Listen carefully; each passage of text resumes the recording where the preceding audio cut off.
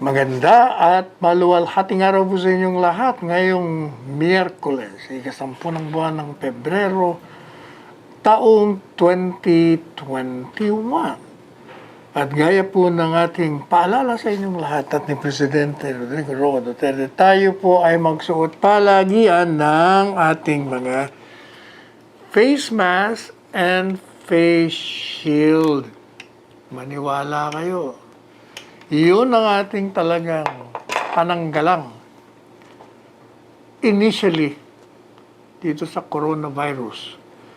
At pag tayo lumabas na, siguraduhin nyo lang na kayo ay magiging 2 metro o 6 na pie or 6 feet na malayo po kayo sa inyong mga masasalubong at saka yung pong mga katabi nyo, kailangan hindi lalagpas sa 2-meter distance or 6 feet. Kaya yung maganda yung kahapon, nandiyan tayo sa Bloom's Cafe ni Philip Cruz. Kita natin, meron talagang magandang social distancing. Yung mga lamesa, more than 1 meter away from each other. Kahit maraming tao, safe ang bawat isa habang kumakain. Kaya, huwag niyo pong kalimutan. At saka yung washing of your hands, huwag niyo rin kalilimutan yun. Palagi yung madalas, any chance you have, wash your hands thoroughly, frequently, with soap and water for 20 seconds. Samantala, kailangan palakasin niyo ang inyong mga katawan. Kasi, pag mahina-hina tayo, talagang dadapuan tayo ng sakit. So, you better improve on your immunity system. Kumain kayo ng mga nutritious food, prutas, uminom kayo ng maraming tubig. As in marami hindi yung konti lang. Ako nga, 1 gallon of water a day ako Kaya lang, madalas po tayong jingle. Pero okay lang yan. Basta malinis yung katawan natin. Uminom din kayo ng mga vitamina nyo. Ako, Enervon ang iniinom ko. Mag-ehersisyo kayo. Alam nyo, kanina nga paggising natin, talagang exercise kagad. Meron tayong jogging in place. Meron pa tayong jogging around the room. Papunta sa baba. May stairs meron pa tayong push-up, may pang weights pa. Edi maganda ang ating pakiramdam palagi. May sit-ups pa tayo. Saka matutulog kayo ng maaga. At least mga 8 oras. Kahit na putol-putol, basta yung total yan, 8 hours or more, okay na kayan. Yan po ang gagawin natin. Siya nga pala. Bukas,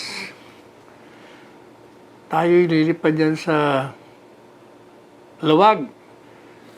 Sasamahan po natin si Senador Bongo sa paglo-launch ng 101 Malasakit Center. Hindi ba nabanggit na natin to sa inyo ng isang araw? Yung kanyang 100th. Pero mo 100 na pala yun, samantala nag-umpisa lang ito. Parang 2 years ago lang yata ito. Talagang ang laking tulong nga naman itong Malasakit Center. Tsaka bibisitahin natin, ang balita kasi namin ni Senador Bongo, yung mga kalesa daw dyan, parang dahil nga nag-pandemic, hindi ba yung kalesa sa Lawag? Tourist spot ang Lawag natin, di ba? Nandyan yung mga lumang bahay, ang gagandang mga bahay. Siyempre, pag walang turista, di walang sakay, bibigyan ng ayuda ni Senador Bongo. At tayo, titingnan din natin ang sitwasyon doon. Sasamahan natin si Senador bukas. Balikan lang tayo. Magkikita pa rin tayo sa programa natin. Aabot pa rin tayo. Sayang at itong sa Pulilan, imbitahan tayo baka hindi tayo makakarating sa groundbreaking natin. Sana gawing hapon. Pasensya na, Mayor, medyo dami natin kasing lakad. Anyway, sa ngayon po kay Secretary Duque, kay Secretary Francisco Pingkoy, yun ang kanyang nickname, Duque.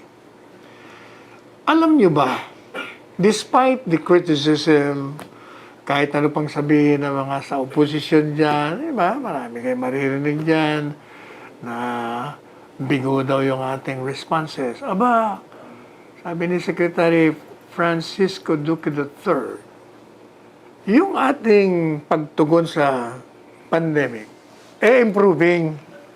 Kung baga, dun sa dating listahan sa mundo, na tayo ay nasa isa sa pinakamataas na maraming may sakit ng COVID, may namamatay. Pero, abay tayo ho ngayon ay number 32. 32 in terms of total number of COVID cases. Noong Oktubre, number 18 tayo. O ibig sabihin, kasi the lower the number, mas maganda. Kasi pag nandun ka sa number 1, ay ibig sabihin, ikaw number 1 nangunguna sa dami ng kaso ng COVID cases. So from 32, bumaba na tayo sa, or rather from number 18, bumaba tayo sa number 32. In other words, dati mataas tayo, ngayon, bumaba na tayo. At in terms naman ho yung number of active cases, sabi ni Secretary Pingkoy Duque, ang ating bansa ay nasa 44 with 27,992 cases. Yun naman pong ibang bansa, mukhang mas malayo namang mas maganda yung atin sapagkat yung Malaysia lamang. Ito, maliit lang na bansa ito, ha? Pero, kung tayo merong 27,992 cases, sila ay merong 241 cases. O, ang Indonesia, 176,291. O, biro nyo, malayo naman yung atin, di ko ba? Kung titingnan mo naman sa per population, yung cases per milyon, 1 milyon, halimbawa, tayo ay nagrarango ng 134. Tayo kasi, sa bawat 1 milyong populasyon, ang kaso natin ay nag-average ng 4,987 cases. Yung pong Singapore, mas malaki in terms of their total case per million population. Kung tayo 4,987 lang, sila 10,200 per million population. And all the rest, mas malaking malayo, 5 to 10 times bigger kung ikukumpara mo sa atin. At pagdating naman sa mga fatalities, yung mga namamatay, yung ating pong bansa ay 114. At sa bawat 1 milyon, ang namamatay lang sa atin, 101. Samantalang yung iba, kung ikukumpara po ninyo, halimbawa sa UK, United Kingdom, kung tayo 101 deaths per million, doon 1,651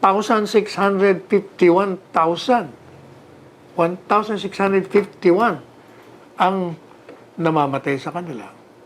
Kung baga, it's like 15 times more than our country. At yung pong number of deaths nila per million, ito, tingnan nyo ito. Sa Amerika, ay 1 milyon. Hindi, 1,377 naman ang namamatay. For every million yun, ha? Hindi ba ngayon, ilang na bang namatay sa kanila? Daan libo na. Sa Italia, 1,505 naman. Samantalang tayo, for every million namamatay, 101 lang tayo, di ba? Biro nyo yun, 101 sa atin, Amerika, 1,377. Sa Italy, 1,505. Hindi ba malayo naman? Kaya kayong mga kritiko, mga nasa oposisyon, titingnan nyo naman yung kung ikukumpara nyo. Malayo naman tayo. Nakakaahon, nakakaangat.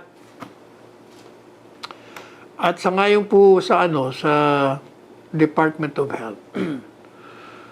Alam niyo ba na yung mga health workers natin, di siyempre sila ang nasa front lines. So, di sila ang madaling ma-open for transmission, dadapuan, lalo na kung medyo hindi sila maingat.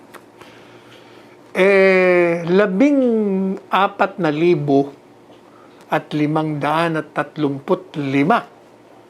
yung pong healthcare workers natin na nagkasakit ng COVID-19. Naging positive sila.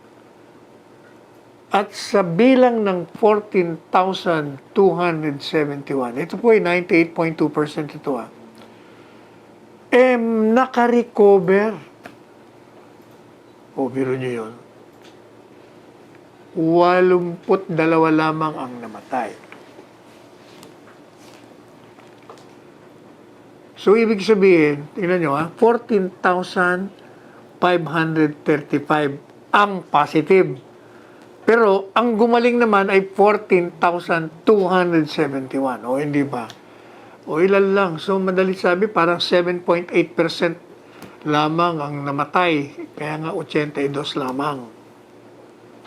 At sabi po ni Secretary Carlito Charlie Calves Jr., tayo, ang ating pamahalaan, palagi tayong susunod sa World Health Organization's advice na i-allocate natin yung unang bulto o first batch ng COVID-19 bakuna galing sa COVAX facility.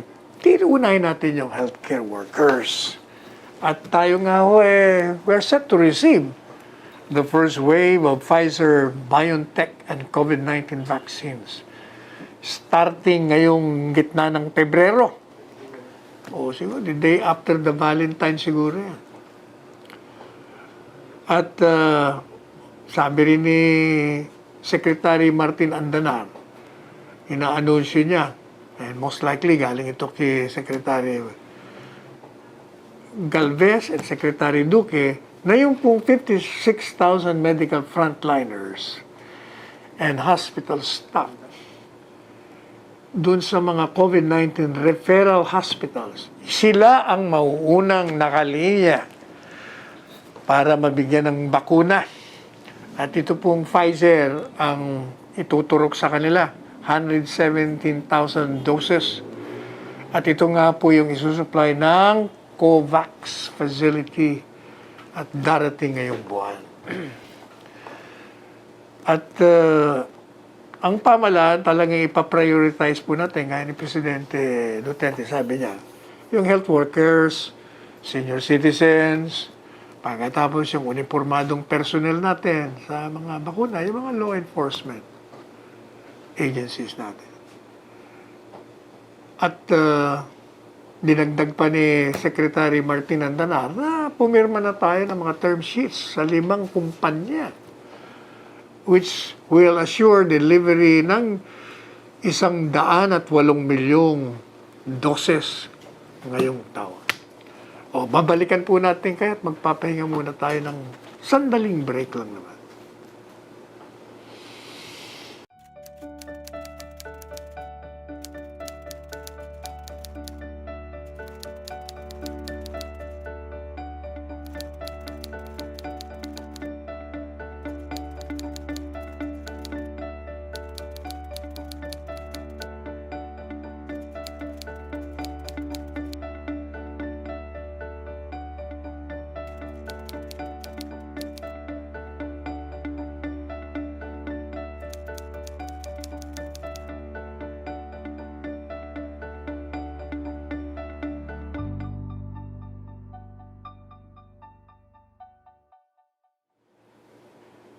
Okay, puntahan naman po natin itong sinasabi ni Secretary Mon Lopez.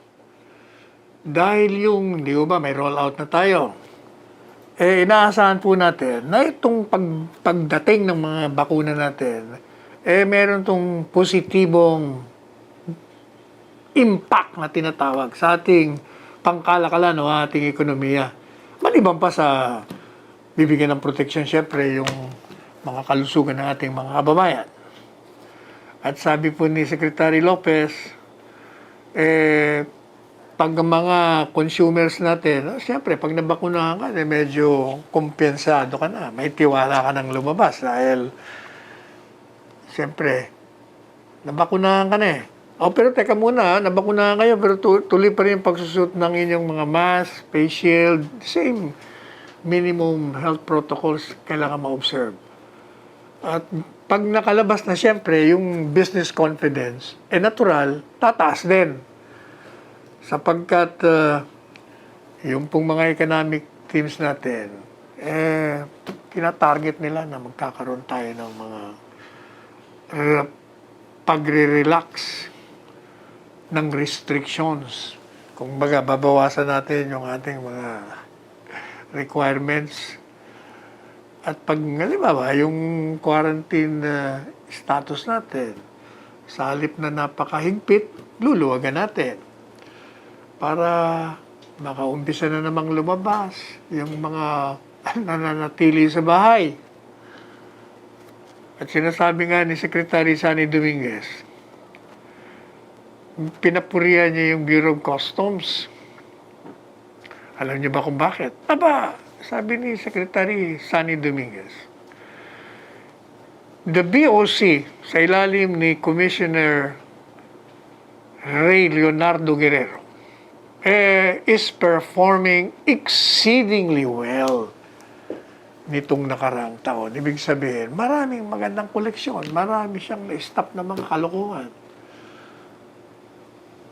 Kaya na-minimize niya, na bawasan niya yung mga pagkalugi o yung losses, at katunayan, nalampasan niya pa yung target ng koleksyon natin.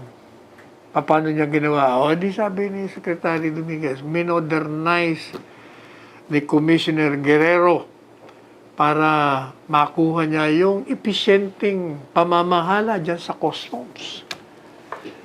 At along with the fuel marking program, sabi ni Secretary Dominguez, a slew of innovative reforms na pinatupad ng BOC, naging matagumpay sapagkat nakakolekta sila ng 539.763 billion pesos noong nakarang taon. At ito po ay over the target by 6%. Ang biro niyo yun. Ang target natin doon sa customs, in-adjust na nga ito. Kung baga, tinaasan. Naging 506.2 billion ang target. Ang nakolekta ay 539.763 billion pesos. Kaya, tuwan-tuwa si Secretary Sani Dominguez at napapapurihan si Commissioner Guerrero. At sabi pa po ni Secretary Sani Dominguez, maliban pa sa yung revenue performance magaling,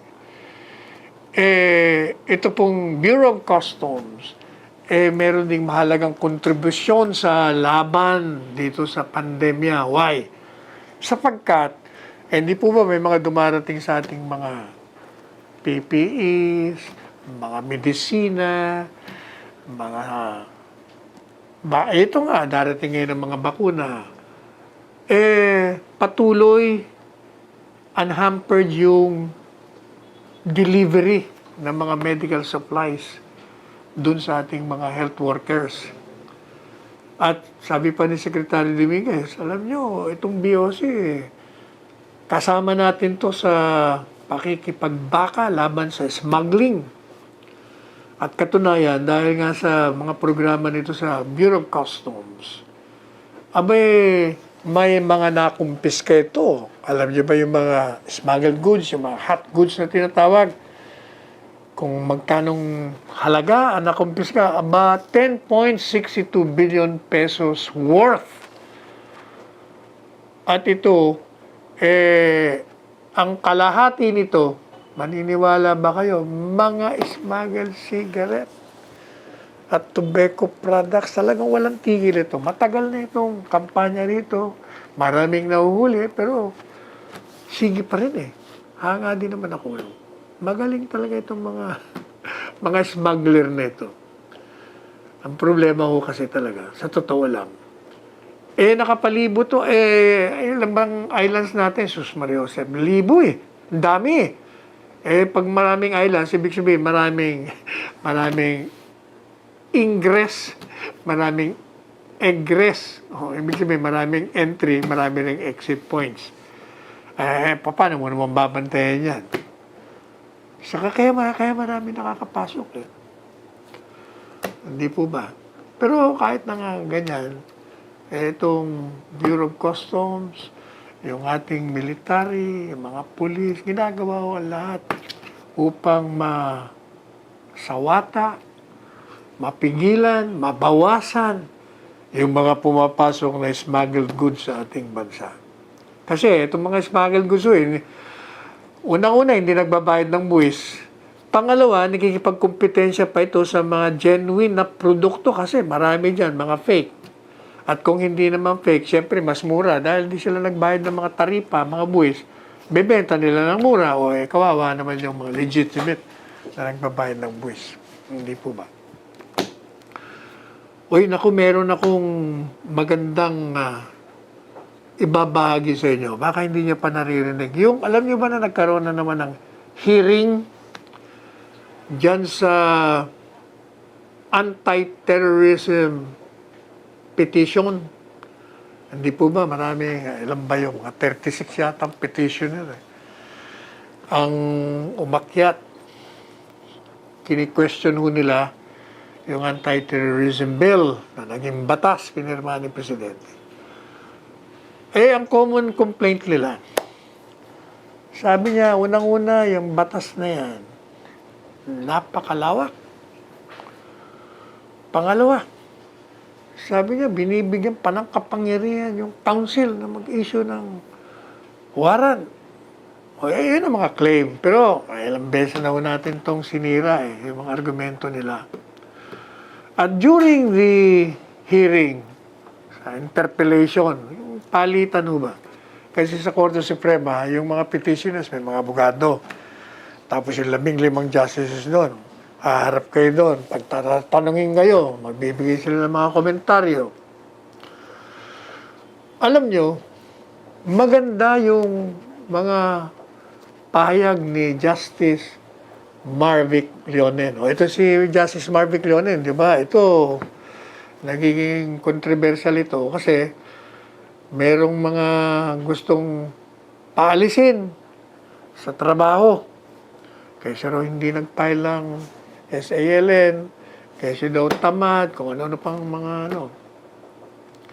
Pero kung titingnan mo naman yung trabaho niya, sabi ng mga justices, masipag yan. Lalo sa mga dissenting opinion yan. Kung marami. Alam mo yung sabi niya? Maganda ho yung ano niya, yung parang wala yata dyan yung magandang mga sinabi niya. Ganito yung sinabi niya, if I remember from my memory. Sabi ni Secretary ni Justice Leonen, sabi niya, alam niyo, yung anti-terrorism law, ito ang analogy dyan. Ayan, di ba? Sa kalsada, merong mga pwedeng masagasaan. Pwedeng mga ari-arian masira. Kung mag-crash yung mga yung sasakyan. Meron tayong batas para unang-una may batas tayo to prosecute yung mga may kasalanan. But meron din tayong batas not to prevent. How do you prevent accidents? Di-regulate mo yung speed. Marami kang i-regulate na bawal yung ganito. Madalit sabi, you pass a law that will prevent the occurrence of accidents. Di ba? So sabi niya, kailangan bigyan natin yung mga law enforcers ng gamit pagdating naman sa mga terorista. Kasi, yung mga terorista, pag nahuli natin, we can prosecute. Ang problema, nagawa na yung terrorism. Di ba yun ang sabi ko sa inyo, na sa halip na maghintay tayong maputokan tayo, mahuhuli na natin bago mapaputok yung bomba nila, huli na kagad sila. Hindi ba yun naman talaga ang ng batas? Yun ang sinasabi ni Justice Leonen. We should give our law enforcers the tools to be able to detect and monitor. Hindi lamang yung pag sumabog na, saka mo ipoprosecute. Kung baga, you prevent. Ganyan na ganyan. Yun yung kanyang analogy. Kaya, yung terorismo, sabi niya, alam mo, ito'y threat sa international peace. Pinire-lecture niya yung yung isang abogado. I remember, in one of our position statements, sinabi natin to na we are required under the United Nations na kailangan meron tayong ganung batas, anti-terrorism law. At yun ngayon ang sinabi ni Justice Marvick Leonen dun sa kanyang interpellation. The Philippines is mandated to enact an anti-terrorism law. At kung hindi mo gawin yan, may sanction. Pag hindi ka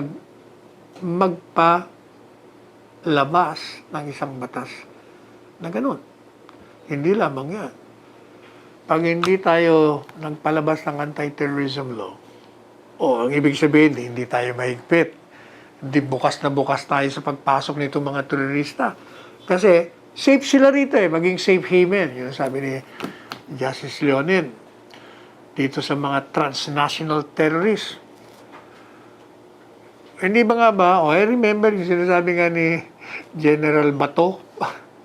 Kaya daw maraming mga drug lords dito. Sabi raw ng mga drug lords nung nasundan doon siya sa penitentiary, kausap niya, okay dito sa inyo sa Pilipinas kasi walang death penalty. Kaya safe haven to sa amin. Ganin din yan. If we do not have an anti-terrorism law, sigurado, safe haven to sa mga terorista, magpupuntahan sila rito. Kadali-dali palang pumunta ho rito. Alam nyo, hindi nyo ba napapansin? Merong mga terorista na ang asawa Pilipino. Yun ang ginagawa nila. Nanliligaw ng mga Pilipino, nagiging asawa nila, di meron na sila. May access na sila rito sa atin. Yan. Kaya kailangan talaga may anti-terrorism law. Kasi pag hindi tayo nag-comply sa international law, na membro tayo ng UN Security Council in terms of preventing, suppressing, or attending to terrorism, magiging pareha tayo. Ano bang pronunciation ito? Pareha. Para tayong para tayong may leprosy. Gagalit sa atin yung mga ibang bansa. Iiwasan na tayo nito kasi hindi tayo sumasama sa kanila. Pagkatapos, ang gagawin ng mga nito, dito na sila magte-train sa atin. Kasi doon sa ibang bansa, mahigpit nga ron Meron sila mga anti-terrorism law. Sabi nga ni Justice Leonen, dito nga yung terrorism law natin, mas mahigpit. Nilalagay pa doon in black and white kung alin ang hindi sakop. Hindi pwede yung freedom to dissent, freedom to speak your mind, freedom to rally. Di ba? Doon sa iba, hindi yan sinasabi. Kaya nagagamit. Kaya sabi ni Justice Leonen, extremism, ito sinasabi niya, is different from terrorism. Sabi niya, extremism is a belief, terrorism is the method. Kung baga, okay lang yung maniwala ka sa terorismo o sa yung extremism na tinatawag. Pero pag yung paniniwala mo, kinongkretize mo sa gagawin mong pagbobomba, pagpatay, pananakot, ibang usapan na yan. Kaya, sabi niya, ang sisirain natin, hindi yung paniniwala mo sa extremism. Kung hindi, yung methodology mo, yung pamamaraan mo na sinusulong mo yung advokasya mong extremism. Kaya, kailangan talaga meron tayong anti-terrorism law. O, yun din ang sinasabi ni Justice Sismundo. Ito bagong justice itong appointed ni Presidente. Ano sabi niya? Itong batas nito, klaro na hindi sinasama yung protesta, yung advokasya mo, at pati na lahat ng mga exercises mo ng civil political rights. What is that? Ano pa? Freedom to join associations, to form associations. Freedom to rally. Freedom to shout your protest in high heavens. Pwede lahat yan. Kaya sabi niya, mas mabuti pa nga itong terrorism law natin, sabi ni Justice Mundo. Kung titanga mo yung Section 4, malayong maganda ito kasi dun sa European Union, hindi masyadong klaro. Ito black and white na sinasabi, oops, hindi po pwede yung mga garantisadong karapatan sa politika. Yun ang sabi ni Justice Mundo. Kaya maganda. O yun, alam nyo, sabi ko nga problema naman kasi rito sa ating mga oposisyonista, mga kritiko. Tayo naman naiintindihan natin. Naiintindihan natin yung fears, yung iniisip niyong panganib. Pero, sa totoo lang, tayo ito, usapang lalaki ito, usapang babae. Katunayan dyan, bias kayo. Bias kayo kasi ayaw ninyo sa gobyernong ito. Ayaw nyo kay Presidente Duterte. Hanggang ngayon, hindi kayo makapaniwala na isang ordinaryong alkalde ng Davao na sinasabi nyo na nagmumura, sinasabi nyo na hindi marunong magdamit pagdating sa mga international gatherings kasi ordinary lang siya. Gusto niya, barong, nilililis niya pa. Hindi kayo makapaniwala na itong taong ito, overwhelmingly, inihalal ng bayan at within the term of office, maraming nagawa. Hindi kayo makapaniwala na yung kanyang trust and approval rating, Jesus Mariosep, lumalampas sa bubong. Iyon ang katotohanan dyan.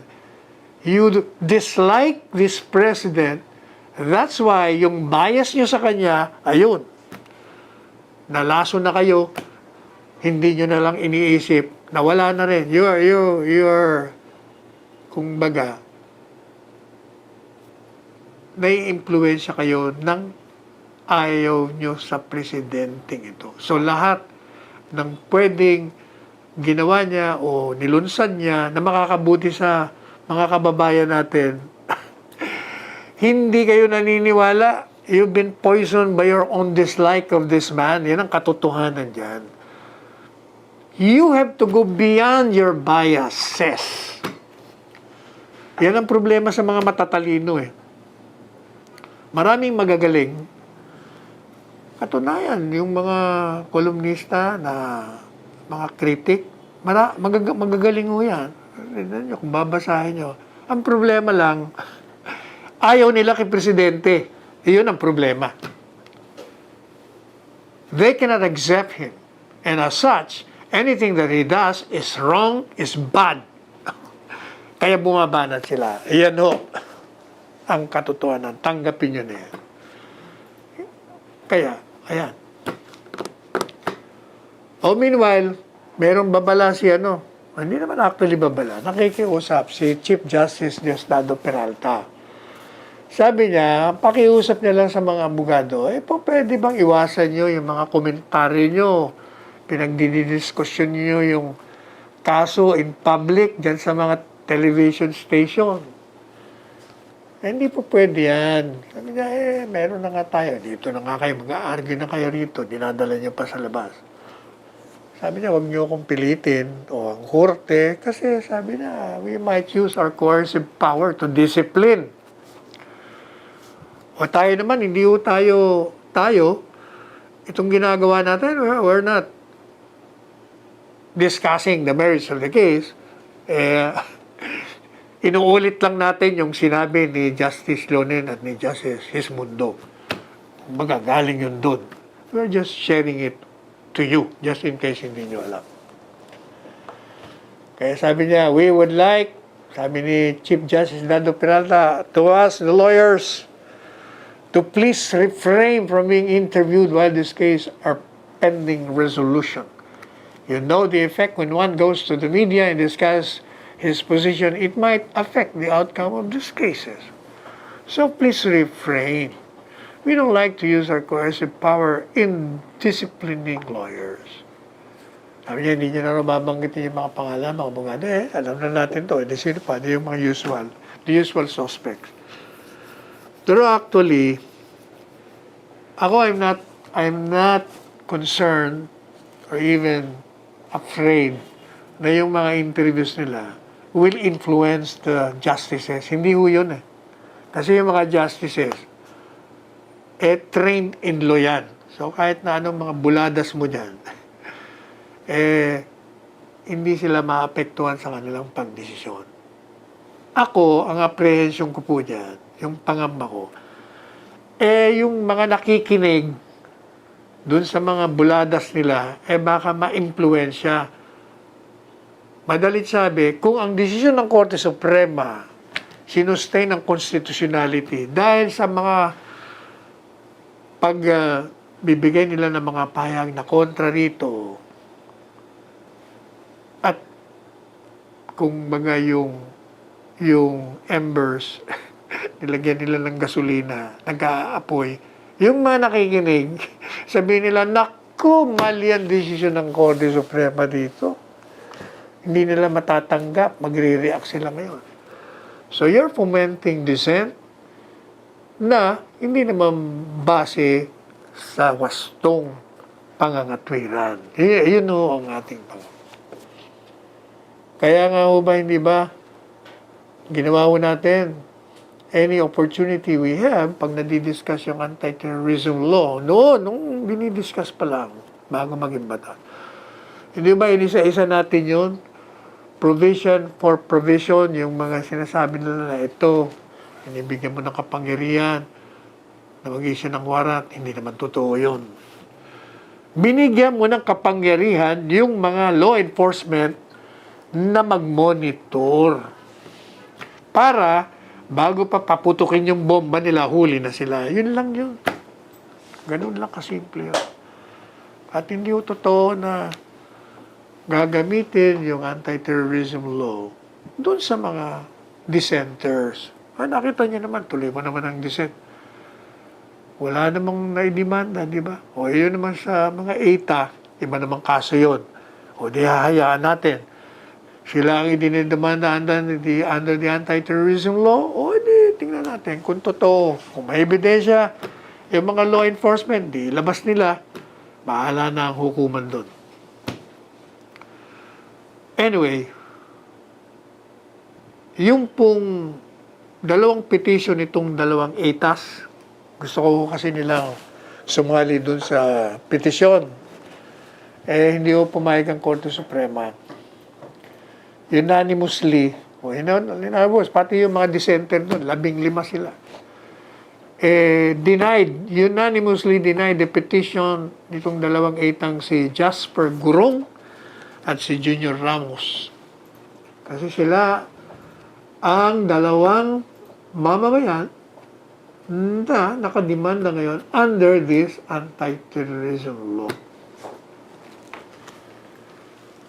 Kaya, sabi ni Justice Peralta, ginawa niya itong announcement doon sa pangalawang araw ng oral arguments. Matapos na si Soldier Jose Calida, nagsabi na yun daw palang mga ETAs, mini-withdraw na nila yung petition nila. Sapagkat meron ng bagong mga abogado. Kasi dati, ang mga abogado nito, yung mga aktivistang abogado. Alam niyo naman, pag aktivistang abogado, medyo pumapanig sa kaliwa Masyadong agresibo. O kung minsan nagagamit di ba? O, di ba natatandaan niyo yung itong isang abogado, yung pala wala naman siyang authorization from the clients. Kaya sabi ng mga client, hindi ho namin yan, hindi ho namin yan inauthorize yan si Attorney Jokno, Chel Jokno. O hindi ba? O kaya merong mga instances na gano'n. At sinasabi ho nung Soljen Calida na ito raw si Gurong sa si Ramos, napilitan lang na pumirma ng petisyon laban sa Anti-Terrorism Act. At pinakita ko ni Soljen Calida yung mga video clips, kinuna nila, pati yung mga sworn statement nila. Hindi naman pala ho ito nakakasulat o nakakabasa. Siguro tingnan na lang natin kung ano man ang mga kararatnan ng itong kasong petition questioning the constitutionality of the anti-terrorism bill or law, and yun yung kaso naman labang dito sa dalawang ETA. Basta tandaan nyo, yung ating mga hukuman will only decide on the basis of evidence presented before the court. Wala hong iba. Pag may ebidensya na talagang sila ay mga terorista o tumutulong sa terorista, sigurado merong desisyon na makukonvict yung mga yan. Pero kung wala naman, kasi ang claim nitong dalawang ETA, hindi naman daw totoo. O edi kung may ebidensya din sila at mapaniwala nila hukuman, o edi absuelto. Ganyan o talaga ang regla. Kung makonvict naman, meron naman tayong remedyo dyan, mag-a-appeal ka. Court of Appeals. Pag hindi ka pa kontento, may Korte Suprema pa. Kaya wala akong problema dyan. O ito naman kabataang party list. Ano naman sinasabi nito? Hinihikayat ang pamahalaan to stop red tagging and denying the claim of General Antonio Parlado has invited to dialogue several times. O tinatanggi nila na iniimbitahan daw sila. Ako, sa tingin ko naman si General Parlade, narinig natin sa interview niya naman daw willing, open. Bakit naman hindi magiging open? Problema naman kasi sa inyo, natatakot siguro kayo pag iniimbitahan kayo. Matakot, walang mangyayari sa inyo. Open naman itong si General Parlade o kahit na sinong nasa militar na magipag-usap. Dahil kung wala naman kayong dapat na ikatakot, magipag-usap kayo para nalalaman ng military yung inyong mga posisyon at saka kung kayo naman talagang inosente, nadadamay lang kayo, mas mabuti yung nalalaman para hindi naman kayo mapasama. Teka, babalikan po natin kayo malipas ang ilang paalala ng ating istasyon.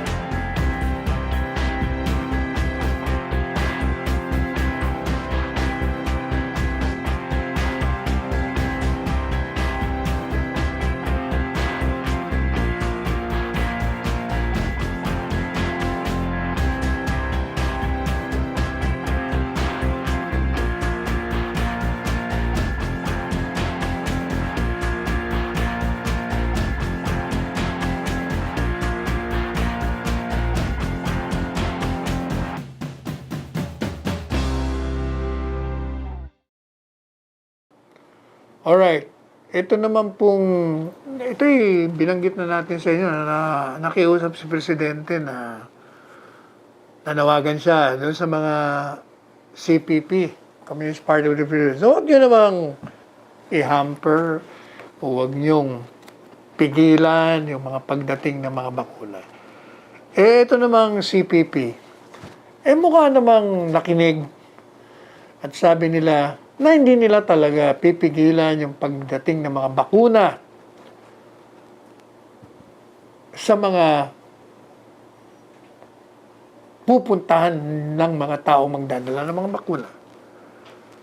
Sabi naman nila, ito naman ang kanilang pahayag. Alam mo, totoo, no? It's a matter of principle for the NPA to respect all humanitarian undertakings. Ito daw ho, talagang kasama sa kanilang mga prinsipyo na ginagalang nila. Lahat ng mga makataong gawain, Sus Maria Josep, Sus, pati kami binubola niyo. Kung totoo yan, hindi na kayo nag-a-ambush. Totoo yan, hindi na kayo nag-extort. Kung totoo yan, hindi niyo na pinapatay yung mga inosente. O hindi na kayo gumagawa ng mga illegal. Pero ganun pa man, dahil kayo naman ay sumangayon sa pakiusap ni Presidente, okay na rin. Unang-una, kayo rin ay makikinabang. Hindi ba? Gaya ng sinabi ko sa inyo, kahapon ba yun, isang araw. Na yung iba naman sa inyo dyan, hindi naman palagi nasa bundok. Ang iba sa inyo ay nasa bayan.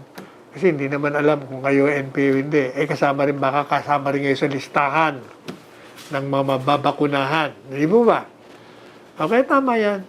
Basta pagdating sa bakuna, tumulong na rin kayo na maniwala kayo sa bakuna. Hindi naman lason yung ituturok sa inyo. Kaya lang, meron namang pakiusap. Ano namang pakiusap naman ito? Nung mabasa ko ito, sabi ko, nag-demand pa kayo. Bakit naman? Sabi niya kasi, pwede mo ba wag kayong gumamit ng mga military vehicles? Gumamit kayo ng mga Red Cross o tinuruan mo pa pamalaan.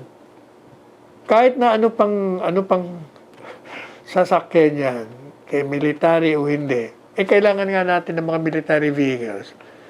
Kasi, mas mabuti na yung mga, alam niyo, mga military vehicles, mga truck, malalaki, o mas conveniente. At the same time, buti na yung military para may nagbabantay.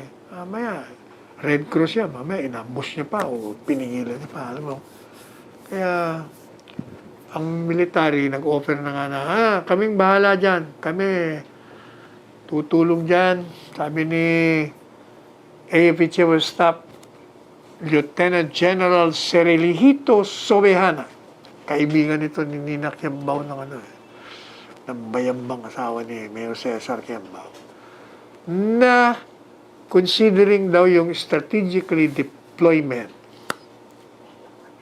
sila daw po itutulong sa DOH, pag-roll out ng bakuna, at si mga doktor, mga nurses, pati na yung mga sasakyan nila, whether ito'y sa lupa, sa itaas, sa papawid, sa dagat, talagang tutulong po sila. Unang-una, talaga naman dapat tumulong. Gobyerno, project ng gobyerno nga ito. Sabi po ni General Subihana, 25% ng AFP personnel ang mababakunahan muna pag ito'y dumating.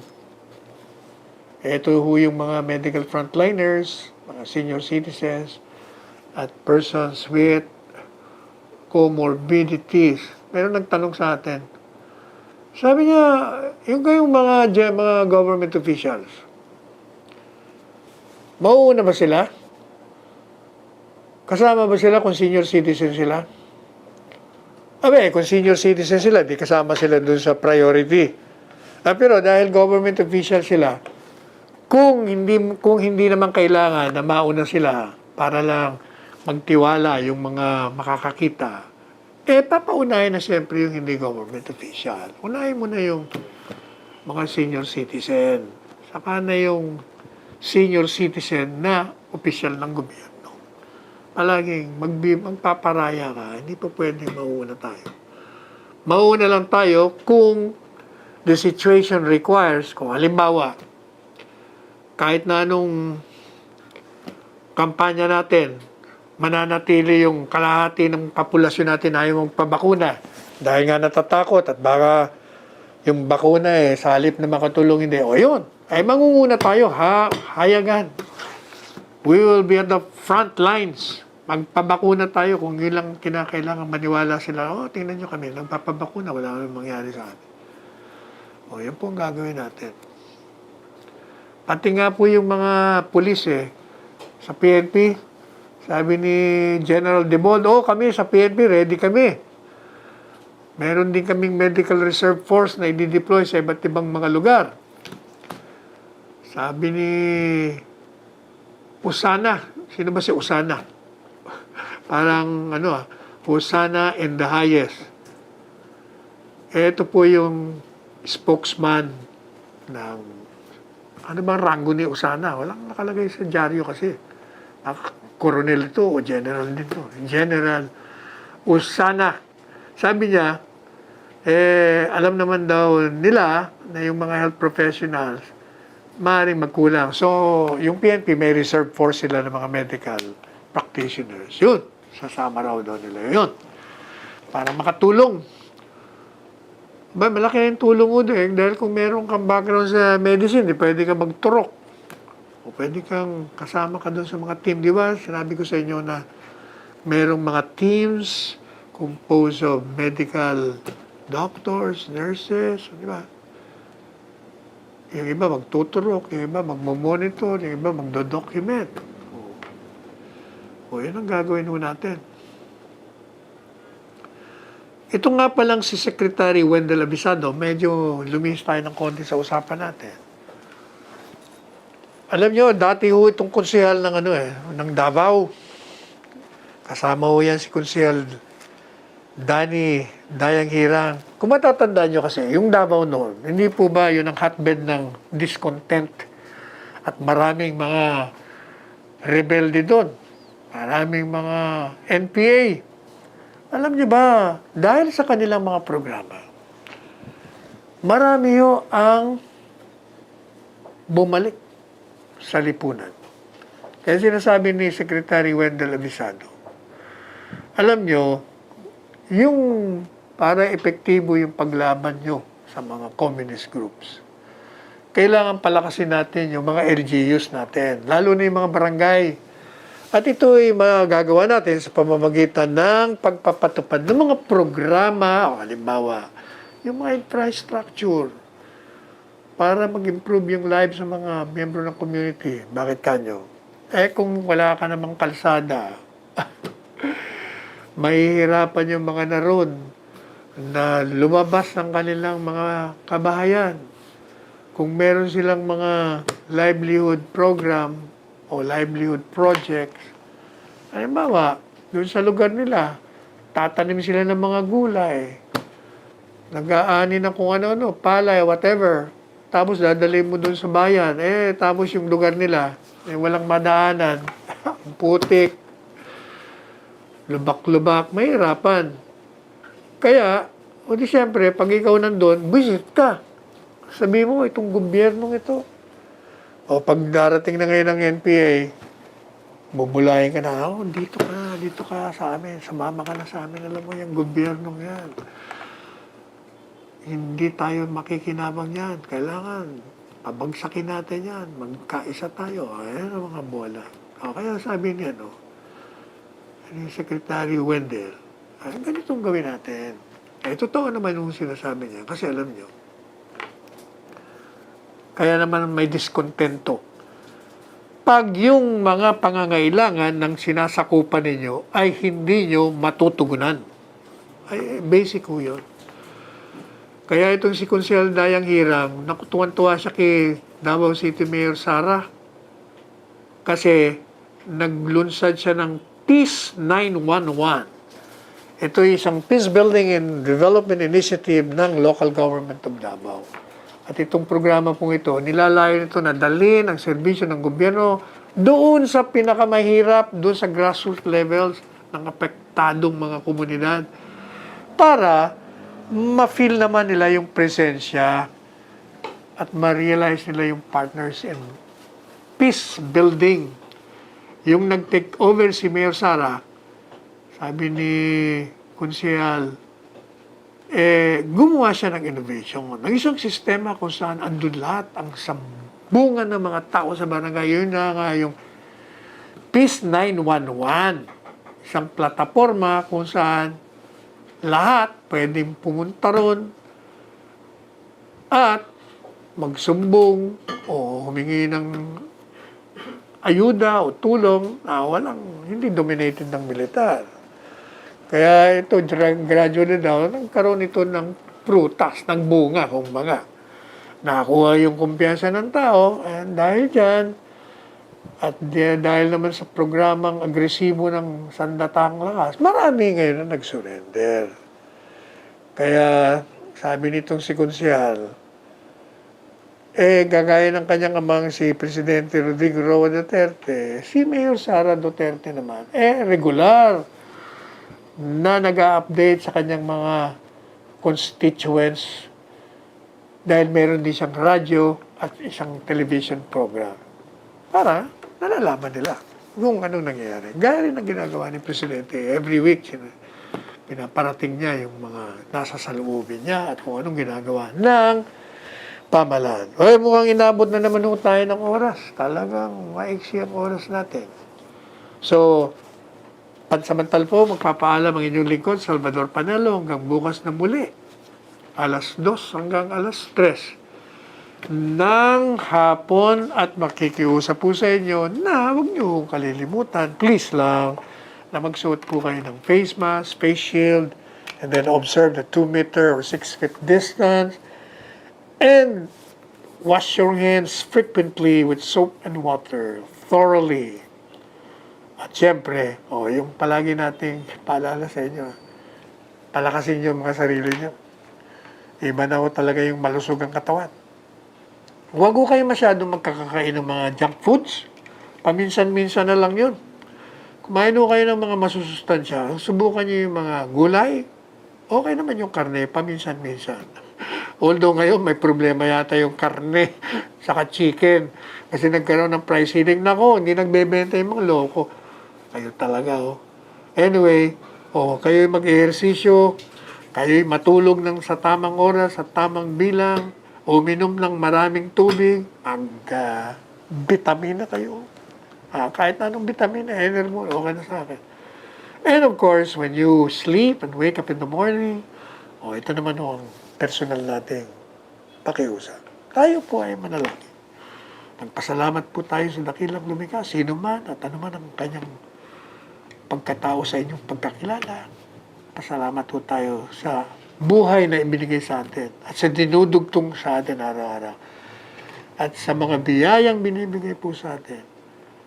At tayo po ay makiusap, naggabayan po tayo sa lahat ng ating mga galaw.